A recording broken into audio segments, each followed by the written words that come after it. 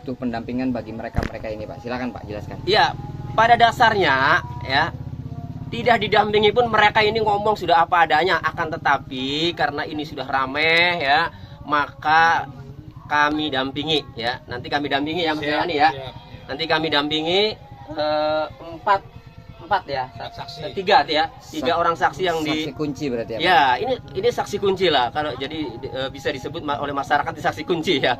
Ya, akan kami dampingi 3 saksi kunci ini nanti pemeriksaan pada hari Jumat. Sebetulnya saksi kunci apa, Pak? Kesaksian seperti apa yang sangat dibutuhkan oleh kuasa hukum dalam proses penyidikan ini, Pak? Ya, kalau untuk kepentingan pembelaan itu ya, penasihat hukum itu saksi kunci itu tentu saksi yang mengetahui bahwa tersangka atau terduga pelaku itu tidak terlibat tindak pidana.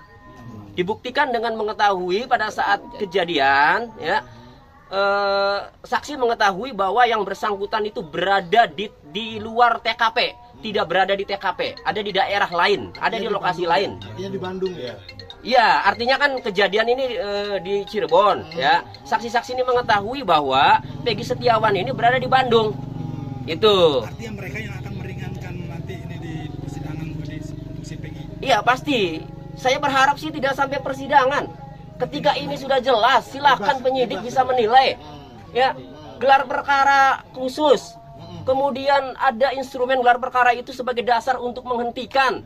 Wah, itu polisi jauh lebih terhormat ya di masyarakat karena gentleman.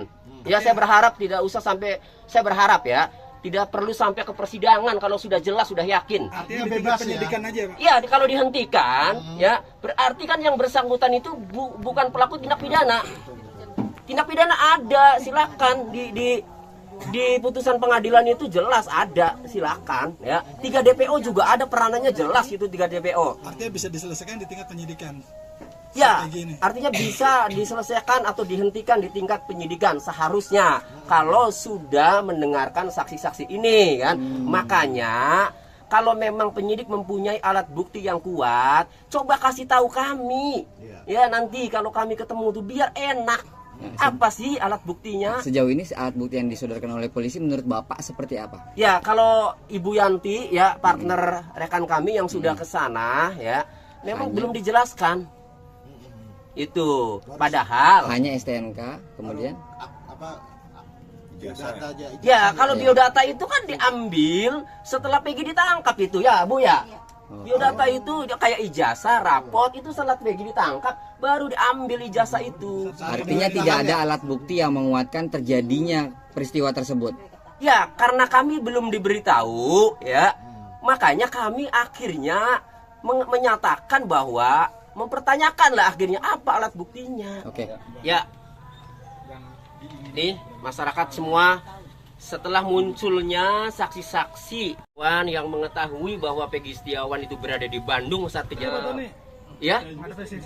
Ya, ini isinya Direktorat Reserse Kriminal Umum Jalan Soekarno-Hatta, Bandung. Ya, Pak, namanya si Suhar. Butuh pendampingan bagi mereka ini, Pak. Silakan Pak, jelaskan. Ya, pada dasarnya ya tidak didampingi pun mereka ini ngomong sudah apa adanya. Akan tetapi karena ini sudah ramai ya, maka kami dampingi ya. Nanti kami dampingi ya Mas Yani ya. Nanti kami dampingi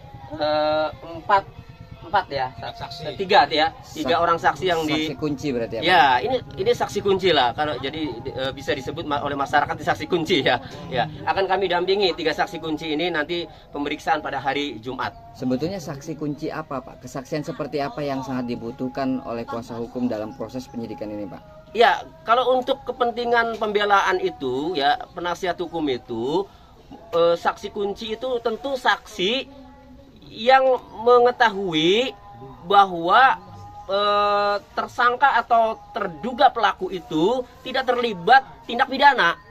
Dibuktikan dengan mengetahui pada saat kejadian ya, saksi mengetahui bahwa yang bersangkutan itu berada di luar TKP, tidak berada di TKP, ada di daerah lain, ada di lokasi lain. Artinya di Bandung ya?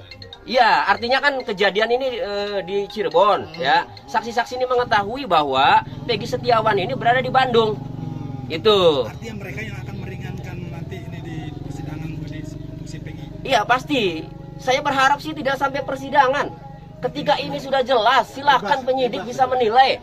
Ya, gelar perkara khusus. Kemudian ada instrumen gelar perkara itu sebagai dasar untuk menghentikan. Wah, itu polisi jauh lebih terhormat ya di masyarakat karena gentleman.